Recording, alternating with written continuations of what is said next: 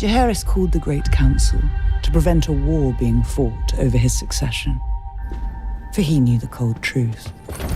The only thing that could tear down the House of the Dragon was itself. I love prologues. I thought to ground people in the New World, we needed some kind of epic opening that would give people a footing to understand where they were. And I just kept coming back to the Great Council because it was this really substantial event, significant event that had happened before our time, but really set in motion a lot of the things that we were going to see over the course of our story.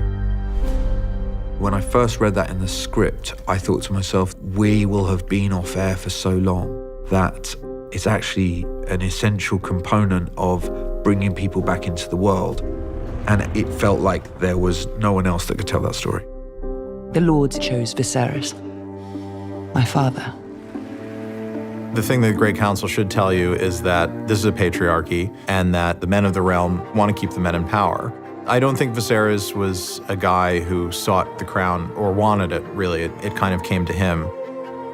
I think Viserys struggles with being the king. He's got big shoes to fill. Jaehaerys, the king that went before him, was a peacetime king. And I think Viserys feels a duty to honor his reign in a way and try to keep peace amongst the kingdoms.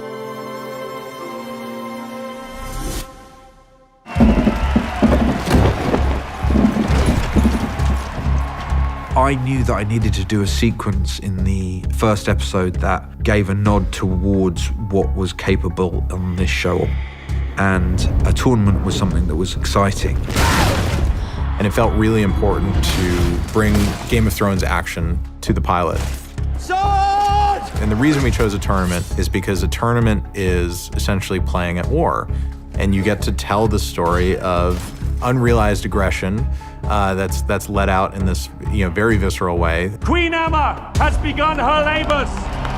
And it's Viserys putting the cart before the horse a bit, indulging in this grand thing to welcome what he's convinced is a new male heir. It was actually Miguel's idea to intercut the birth with the specific Criston Cole fight, because as Aemma tells Rhaenyra early in the story, the childbed is our battlefield. We wanted to look at them in the same way that we would look at battle sequences. A battle sequence needs to be about something, otherwise it has no purpose. If you're going to put that kind of violence on screen, it needs to be for a reason. With the birthing, it was the same. We really wanted to see the female perspective because it's a realistic portrayal of things that used to happen at the hands of men to women, because a 50-50 chance that you have of surviving a birth in those times is not good odds. It sometimes becomes necessary for the father to make an impossible choice. So we were trying to show how dangerous childbirth was, but also to dramatize the terrible position that Viserys is put in, because it's made very clear to him that Aemma is going to die either way. The only choice that you really have in the matter is whether you try to save the child. And he knows that it's his duty to put forward a male heir, especially if his wife is not going to make it, not be able to generate another heir for him. So that's what motivates him to make that decision with the Grand Maester.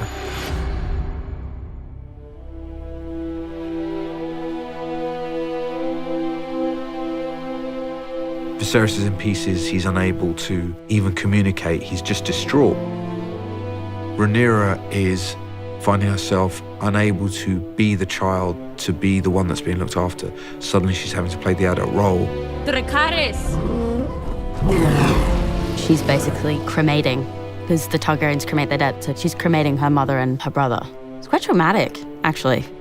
She was asked, would you kind of do the honors of lighting the pyre with Syrax? It's a real final moment for her, being forced to say goodbye in that way. And Daemon is being the most thoughtful, caring, responsive of the three, which was a choice that Matt made. I think they are normal brothers, and there's a huge amount of love there, and I think it's complicated. There's a sort of deep, dark history that surrounds them. Daemon's a complicated guy, but he's not a monster. I mean, this is his family. He does love his family, particularly loves Rhaenyra. And look, his brother is shattered, and I think he feels for them. I do hereby name Rhaenyra Targaryen, Princess of Dragonstone and heir to the Iron Throne.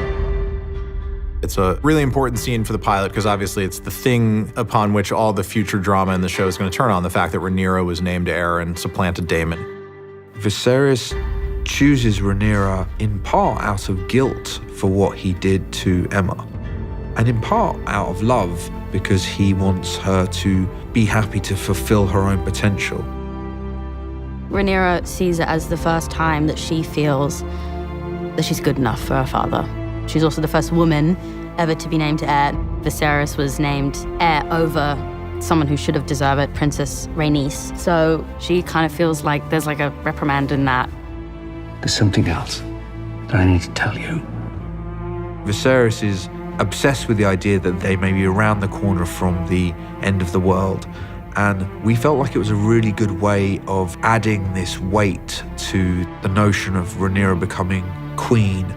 Instead of her wanting to do it out of ambition, she was being handed down a responsibility to bring everybody together to fight the incoming White Walker problem that, in fact, we knew would not show up for another 170 years. Aegon called his dream the Song of Ice and Fire. This secret, it's been passed from king to heir since Aegon's time. This idea that Aegon, who believed in the Song of Ice and Fire and believed in this prophecy that would unite the realm against the cold and the dark coming out of the north and imbued his secret in the steel of the Valyrian dagger, we felt like that was a nice way to tie the two series together. I don't think Rhaenyra has any idea what she's getting into. Viserys is very protective of Rhaenyra, whereas at the same time can see the potential within her to be a great ruler, and he goes against the grain in naming her heir. So hopefully by the end of the first hour, you understand that this precedent that has been loudly set across the realm has now been broken, and that might cause some problems.